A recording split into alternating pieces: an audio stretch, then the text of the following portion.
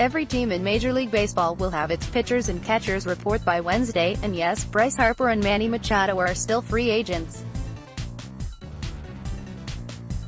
So are Dallas Keuchel and Craig Kimbrel, for that matter, two others who entered the offseason as top 5 free agents. Let's catch up on the latest news and rumors pertaining to Harper and Machado. Yankees make Machado an offer. According to former Mets GM Jim Duquette, now on SNY, the Yankees made Machado an offer of $220 million over 7 or 8 years. Duquette was not reporting this as fact, rather passing along what he heard. If true, would that offer be competitive enough to entice Machado? Keep in mind that the Yankees have been viewed all along as his top choice and have been connected to him almost as long as the Phillies. The reason the talk of Machado to the Yankees has quieted in recent weeks has been their own perceived hesitance to sign him.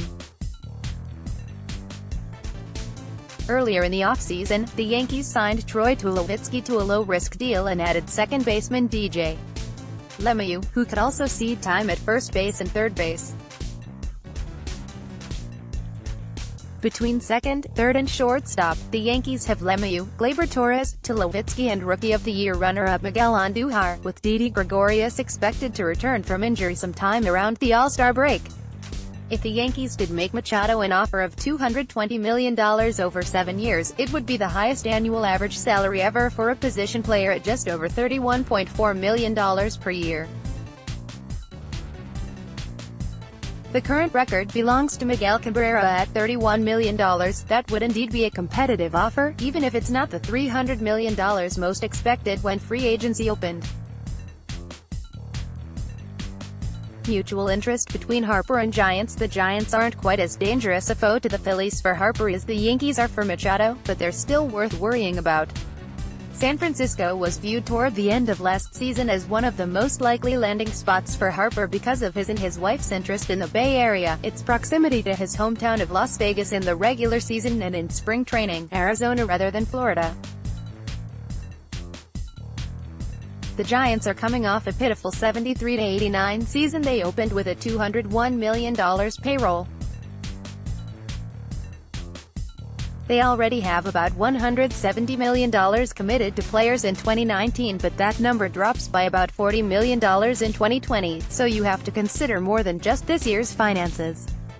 If necessary, the Giants could get creative to shed money, like trading useful players for meaningless returns. Adding Harper would push the Giants closer to 80 wins but would not make them a contender in 2019 unless so many things unexpectedly break the right away. They just don't have as much talent as the Dodgers or Rockies in the NL West, and they're behind many of the teams that should fight for wild-card spots.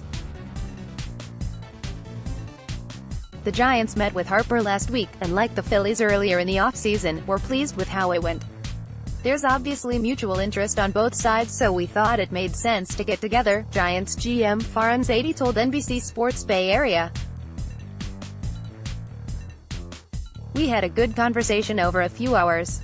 He's obviously got a lot of suitors and a lot of interest and has some decisions to make, but again, I think it's fair to say that was an expression of our interest level to make the trip out there. According to USA Today, the Giants plan to make Harper a big short-term offer but are uninterested in going to $300 million over 10 years. Again, while $300 million seemed to be the magic number at the beginning of the offseason, it may not take that sum for a team to sign Harper or Machado. It depends on whether the player's priority is total money, or the best combination of money and comfort. If Machado wants to play for the Yankees and is willing to leave money on the table, the Phillies can't control that negotiation. If Harper would rather play out west and is willing to leave money on the table, the Phillies can't control that negotiation either. Harper would also be taxed more with the Giants' 81 home games in San Francisco, plus another 20 combined in LA and San Diego would all fall under California taxation. Best chance to win. The Yankees offer Machado a chance to win year after year, albeit in a more competitive landscape with the Red Sox and Astros looking like the two best teams in baseball. The Giants cannot offer Harper a genuine chance to win in 2019, and you'd think the uber-competitive Harper is interested in winning ASAP after so many early playoff exits with the Nationals, and no postseason at all in 2018. If winning is toward the top of Harper's list of objectives, the Phillies and Nationals offer him the best chance of any of his suitors. The White Sox and Padres just don't seem like actual competitors because the Phils can present more money and more of a chance for October baseball. With JT Realmuto on the roster, the Phils could realistically push for 90 wins with the addition of Harper. If you put any stock into odds, BetOnline now lists the Giants as the favorite to land Harper and the Yankees as the favorite to land Machado. Harper odds: Giants 1/1 Padres, 2/1 Phillies, 4/1 Dodgers, 15/2 Nationals, 10/1 Machado odds: Yankees 1/2 Padres, 4/1 Phillies, 5/1 White Sox, 5/1.